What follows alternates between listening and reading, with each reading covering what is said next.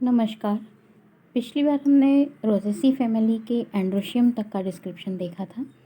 अब आते हैं हम रोज़ेसी फैमिली में गाइनोशियम की क्या स्थिति होती है, कैसा होता है गाइनोशियम।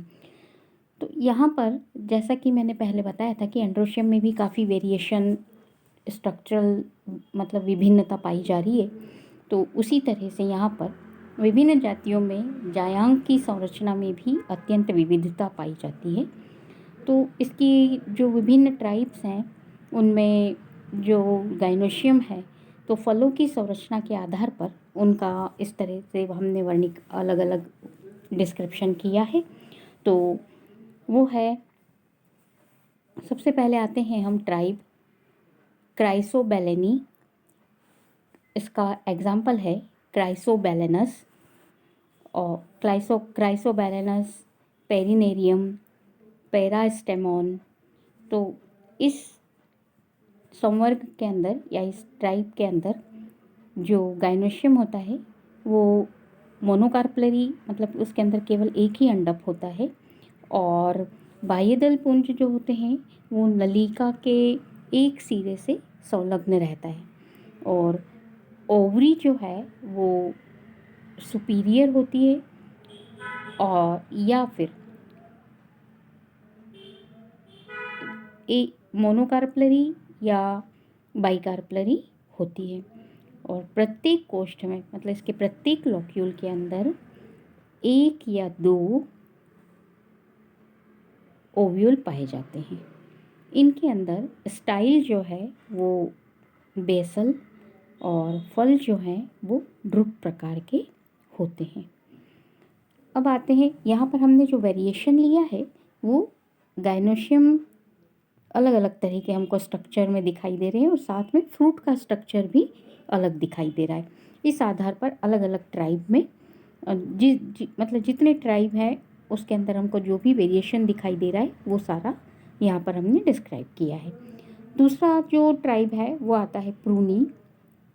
इसके उदाहरण है एग्जाम्पल प्रूनस, पाइजियम, प्रिंसेपिया इत्यादि। इनके अंदर जो गाइनोशियम है वो केवल एक ही अंडक का बना होता है और सुपीरियर ओवरी और यूनिलोक्यूलर होता है। प्रत्येक कोष्ठ में दो समपार्श्विक निलंबी बीजांड पाए जाते हैं, मतलब लैटरल और ऐसे लटके हुए से बीजांड पाए जाते हैं। वर्तिका जो है वो अंतस्थ होती है और फल एक बीज वाला अस्थिल फल होता है। फिर स्पाइरिया ट्राइब, इसके अंदर स्पाइरिया संवर्ग इसका एग्जाम्पल है। और इस संवर्ग के अंदर जो थैलेमस है वो अवतल और गाइनोशियम जो है 5 पाए जाते हैं या फिर अनेक पाए जाते हैं। अभी तक हमने क्या देखा था, ऊपर वाली दोनों में या तो एक ही गाइनोशियम पाया जा रहा है, मोनोकार्पलरी या बाइकार्पलरी ओवरी है। और यहाँ पर कई सारे पाए जा रहे हैं कार्पल, और वो सारे फ्री होते हैं, मतलब एपोकार्पस ओवरी है और आधार पर ये संयुक्त अंडकों से निर्मित होती है। आधार पर तो संयुक्त है लेकिन जैसे जैसे ऊपर जाती जाएगी तो वो एपोकार्पस होती जा रही है। तो आधार पर संयुक्त अंडकों से निर्मित है लेकिन ये फ्री हो रही है और 5 या अनेक हो सकती है। प्रत्येक अंडक एक अलग अंडाशय बनाता है और जिसमें 2 अथवा अधिक निलंबी बीजांड पाए जाते हैं। इस संवर्ग के अंदर जो थैलेमस है वो कॉनकेव होता है और स्टाइल जो है वो सब टर्मिनल होती है और फल इसका फॉलिकल होता है। इसके बाद जो ये यहाँ पर आप इस डायग्राम में आप देख सकते हैं, ये वाला जो डायग्राम है, ये क्राइसोबेलेनस, ये वाला प्रूनस, ये यहाँ पर हम देखेंगे स्टाइल जो है वो सब टर्मिनल स्टाइल दिखाई दे रही है हमको, ये इस तरह से। फिर इसके बाद ये स्पाइरिया अब आते हैं हम क्विलेजी। तो क्विलेजी जो है, ये जो संवर्ग है इसका जायांग स्पाइरिया संवर्ग की समान ही होता है, मतलब एपोकार्पस ओवरी है। और इसके लेकिन इसके अंदर जो बीज होते हैं वो विंग्ड होते हैं। इसमें ये जो स्पाइरिया टाइप का ही होता है ये क्विलेंजी, और लेकिन इसके अंदर जो बीज पाए जाते हैं वो मतलब गाइनोशियम स्पाइरिया टाइप की है, लेकिन कैसी एपोकार्पस ओवरी है। और थैलेमस जो है वो कॉन्केव प्रकार का हो रहा है। सब टर्मिनल इसकी स्टाइल है, लेकिन बीज इसके अंदर जो पाए जा रहे हैं वो किस तरह के हैं? बीज जो हैं वो विंग्ड होते हैं। इसके बाद आते हैं हम रूबिया टाइप। रूबस इसका एग्जाम्पल है ये रूबिया। ये जो डायग्राम शो कर रहे हैं ये सारी गाइनोशियम को बता रहे हैं, गाइनोशियम के स्ट्रक्चर को बता रहे हैं। तो ये रूबस टाइप का, इसके अंदर एक शंकुरूपी बेलनाकार पुष्पासन पे अनेक स्वतंत्र बीजांड लगे होते हैं। शंकुरूपी बेलनाकार बीजांड, इसके ऊपर ये स्वतंत्र कई सारे गाइनो स्टम कार्पल लगे होते हैं। और प्रत्येक कार्पल के द्वारा निर्मित जो ओवरी है वो सुपीरियर ओवरी और यूनिलोक्युलर होती, यूनिका मोनोकार्पलरी और सुपीरियर ओवरी। और प्रत्येक अंडाशय में एक या दो समपार्श्विक निलंबी बीजांड होते हैं। प्रत्येक कार्पल में एक या दो निलंबी बीजांड पाए जाते हैं। वर्तिका उपशीर्षस्थ होती है, ये उपशीर्षस्थ होती है, और फल एक बीज वाला अस्फुटनशील होता है और दीर्घ स्पंजी पुष्पासन पर लगे होते हैं। इसके बाद आते हैं हम पोटेंटिला। पोटेंटिला जो संवर्ग है इसके अंदर फ्रेगेरिया जियम इसके एग्जाम्पल हैं। तो इस संवर्ग के अंदर छोटे तथा उत्तल कॉन्वेक्स प्रकार का पुष्पासन पाया जाता है और अनेक स्वतंत्र अंडक पाए जाते हैं, मतलब फ्री सारे एपोकार्पस ओवरी है। और प्रत्येक अंडक पे जो से इनके द्वारा जो ओवरी निर्मित हो रही है वो सुपीरियर ओवरी है और मोनोकार्पलरी ओवरी सुपीरियर ओवरी। और अंडाशय में एक निलंबी बीजांड पाया जाता है, पोटेंटिला में भी और फ्रेगेरिया में भी, लेकिन फ्रेगेरिया में आरोही प्रकार का बीजांड हमको दिखाई देगा। वर्तिका की स्थिति जो है, स्टाइल की स्थिति जो है वो अंतस्थ है और अभ्यक्ष होती है। फल जो है वो अपाती होते हैं, वर्तिका युक्त, और एक बीज वाला एकीन फल पाया जाता है इसके अंदर पोटेंटिला में, मतलब पोटेंटिला, फ्रेगेरिया, जियम, इनके अंदर। ये यहाँ पर आप देख रहे हैं ये वाला जो डायग्राम,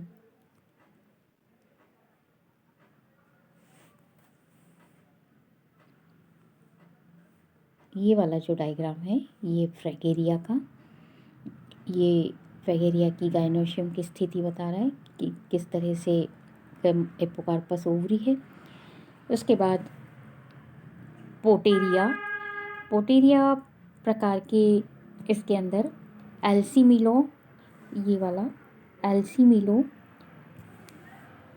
एग्रीमेनिया, पोटेरियम, इस संवर्ग में जो प्यालेनुमा पुष्पासन में 1 से 5 अंडक पाए जाते हैं और प्रत्येक अंडक का जो अंडाशय है वो एक कोष्ठीय होता है। इसमें एक आधारीय और एक निलंबी बीजांड पाया जाता है। वर्तिका की स्थिति आधारीय और अभ्यक्ष होती है। फल जो है वो एक बीजी एकीन होता है, एक बीज युक्त एकीन होता है और झिल्लीवत पुष्पासन में परिबद्ध रहता है। इसके बाद आते हैं रोजिया, जिसका सबसे अच्छा एग्जाम्पल रोज़ा है। ये यहाँ पर आप देख रहे हैं, ये रोज़ फ्लावर जो होता है। तो इस संवर्ग के अंदर पुष्पासन प्यालेनुमा होता है और इसके अंदर अनेक स्वतंत्र अंडक होते हैं। प्रत्येक अंडक एक कोष्ठीय अंडाशय बनाता है। स्वतंत्र फ्री होती है, मतलब गाइनोशियम एपोकार्पस ओवरी है और एक कोष्ठीय अंडाशय बनाता है प्रत्येक कार्पल, और प्रत्येक अंडाशय में एक सस्पेंडेड बीजांड पाया जाता है। वर्तिका उपांतस्थ होती है और इस संवर्ग के अंदर फल एक बीज वाला चर्मिल या फिर अस्थिल एकिन प्रकार का बीज होता है, फल होता है, और पुष्पाक्ष जो होता है वो थोड़ा सा फ्लेशी टाइप का होता है। इसके बाद आते हैं न्यूरोडी। इसका जो एग्जाम्पल है वो न्यूरोडा, और इस संवर्ग के अंदर गाइनोशियम 5 से 10 होती हैं। कार्पल जो मतलब जायांग में 5 से 10 फ्री कार्पल होते हैं। फ्री भी हो सकते हैं, मतलब एपोकार्पस और सिनकार्पस दोनों तरह की ओवरी होती, 5 से 10 तक हो सकते हैं कार्पल, और प्रत्येक अंडक एक कोष्ठी अंडाशय बनाता है और अंडक के शीर्ष पर एक बीजांड निकलता है। स्टाइल जो है वो अंतस्थ या अपाती होती है और फल एक बीज वाले एकीन होते हैं जो कि शुष्क पुष्पासन से ढके रहते हैं। फिर जो एक और ट्राइब है इसकी पोमिया, जो कि सबसे लास्ट 10 ट्राइब को डिस्क्राइब किया हुआ है, जो पायरस। यहाँ पर ये देख रहे हैं आप, ये पायरस का गाइनोशियम है। पायरस एक संवर्ग के जायांग में 2 से 5 अंडक होते हैं और आपस में संयुक्त और प्याले नुमा थैलेमस के आधार पर, ये यहाँ पर आप देख रहे हैं, ये प्याले नुमा थैलेमस के आधार पर जुड़े होते हैं। अंडाशय जो है वो पूरी तरह से इन्फीरियर होती है, मतलब ओवरी जो है वो पूरी तरह से इन्फीरियर होती है, और इसके अंदर जो कार्पल की संख्या है वो अंडकों की संख्या के बराबर होती है। प्रत्येक कोष्ठक में 2 अंडक होते हैं।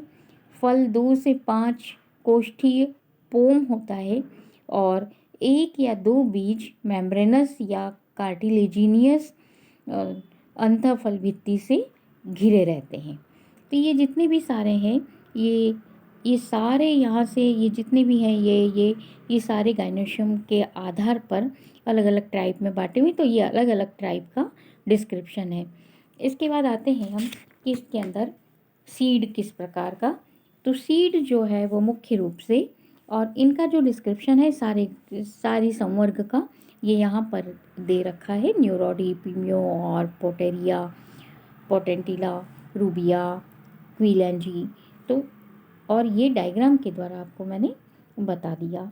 इसके बाद आते हैं हम कि इनके अंदर बीज जो हैं, जैसे अलग अलग ट्राइब के अंदर अलग अलग हमको बीज, कहीं एकिन है, कहीं किस तरह का है, तो कहीं एकिन दिख रहा है, कहीं ड्रूप दिख रहा है, कहीं अलग और भी अलग प्रकार का हमको बीज दिखाई दे रहा है, अष्ठिल प्रकार का बीज भी दिखाई दे रहा है हमको। तो ड्रूप है, एकिन है, इस तरह के बीज इसके अंदर पाए जाते हैं और फ्रूट पाए जाते हैं। और इन फ्रूट में बीज जो है इनके अंदर हमको ज़्यादातर सस्पेंडेड, मतलब पेंडेंट, ऐसे निलंबित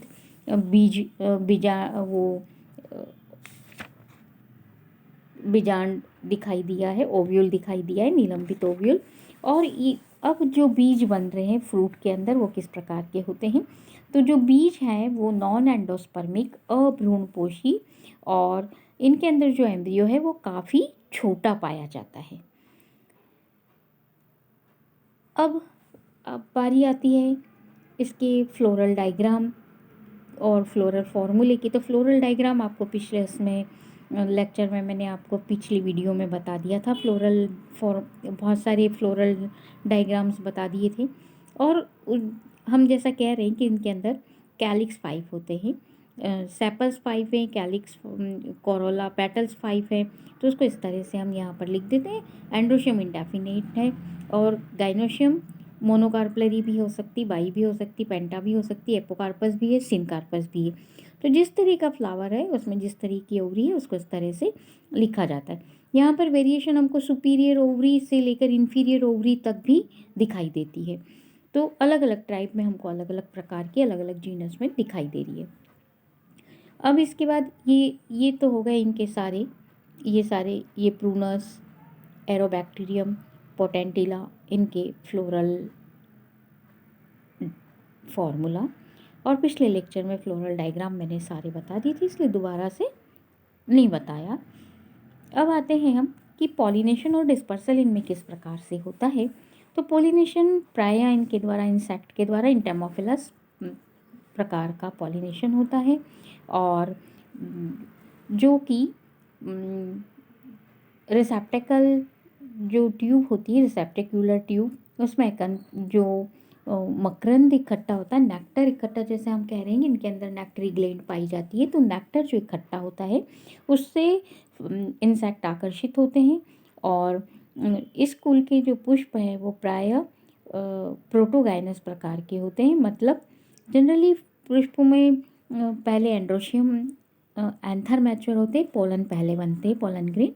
लेकिन यहाँ पर गाइनोशियम में ओव्यूल का फॉर्मेशन पहले होता है, तो इसको कहते हैं प्रोटोगाइनस टाइप का फ्लावर।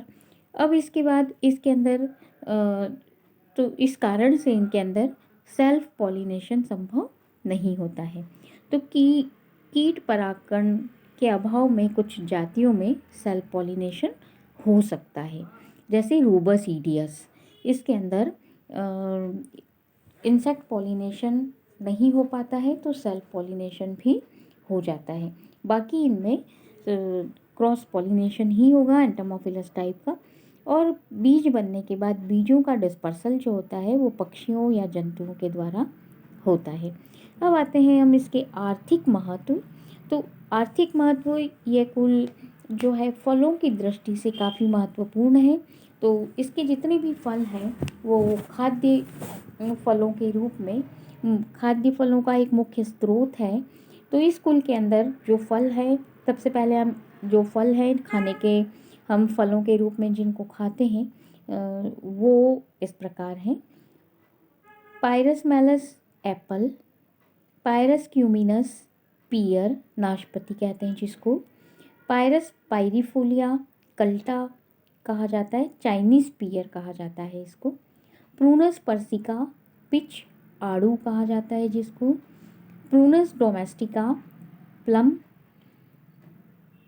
प्रूनस अर्मीनिया का apricot, Prunus cerasus cherry, Prunus avium sweet cherry, Prunus amygdalus almond बादाम, फ्रेगेरिया चिलोएंसिस गार्डन स्ट्रॉबेरी कहा जाता है इसको, Fragaria vesca alpine strawberry, Eriobotrya japonica loquat कहा जाता है। तो इतने सारे कम से कम 10 से 12 इसकी जो जीनस है, 10 से 12 जो फलों के रूप में काम में आती हैं जातियाँ।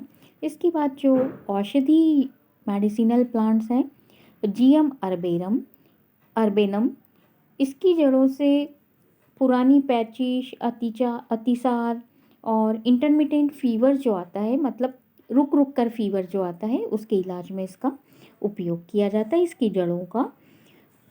पोटेंटिला एंसेरिना किडनी संबंधित बीमारी, मतलब जैसे पथरी की बीमारी हो जाती है, गठिया रोग हो जाता है और मांसपेशियों में ऐंठन आता है, तो इसका उपयोग किया जाता है। कुछ प्लांट्स जो हैं वो सजावटी पौधों के रूप में इस फैमिली में है, जैसे सब इसका एक जो गार्डन प्लांट है जिसको कि हमारे देश का जो मतलब राष्ट्रीय पुष्प है रोज़ा। तो रोज़ा की अनेक जातियां हैं, जैसे रोज़ा मल्टीफ्लोरा, रोज़ा इंडिका, रोज़ा डोमासिना, रोज़ा सेंटिफोलिया इत्यादि, जो कि उद्यानों में, गार्डन में सुंदर पुष्पों के लिए और सुगंधित पुष्पों के लिए उगाई जाती है। इससे इन पुष्पों से, गुलाब के पुष्पों से जो इसकी महत्वपूर्ण इत्र बनाए जाते हैं, परफ्यूम प्राप्त होते हैं, गुलाब जल बनाया जाता है इससे। और इससे काफ़ी सारी मतलब अच्छी गुलाब जल, और इसको ठंडाई के मसाले में भी मिलाया जाता है। इसके बाद रोज़ा के अतिरिक्त रूबस, सॉर्बस, पोटेंटिला, इसकी अनेक जातियाँ गार्डन में लगाई जाती हैं। स्पाइरिया की कुछ जातियाँ जैसे स्पाइरिया कॉन्टेनियंसिस, स्पाइरिया जोपेनिका, स्पाइरिया कैनेंसिस, ये सब बाढ़ लगाने के काम में, मतलब किनारों को, गार्डन के किनारों पर लगाने के काम में आती हैं। और जो अदर यूज़ में आती हैं, मतलब दूसरा और जो अन्य उपयोग है, पायरस मैलस, पायरस कम्यूनस, रोज़ा ब्रुनोई, क्रैटिगस, ऑक्सीकैंथा, ये इनकी जो कास्ट है टिम्बर, वो छड़ी और औजार के हत्थे बनाने के काम में आती है। रोज़ा की कुछ जातियों से, जैसे रोज़ा डोमेसिना, इससे एक महत्वपूर्ण इत्र प्राप्त होता है, जैसा मैंने अभी बताया आपको, गुलाब जल भी बनाया जाता है और च्यवनप्राश में भी इसको मिलाया जाता है। प्रिंसेपिया यूटिलिस, इसके बीजों से तेल प्राप्त होता है जो कि खाना पकाने के काम में आता है। तो इस प्रकार से इस फैमिली का इकोनॉमिक इम्पोर्टेंस हो गया, और गाइनोशियम और एंड्रोशियम में जो वेरिएशन है वो हो गया। इस तरह ये फैमिली का डिस्क्रिप्शन पूरा होता है। धन्यवाद।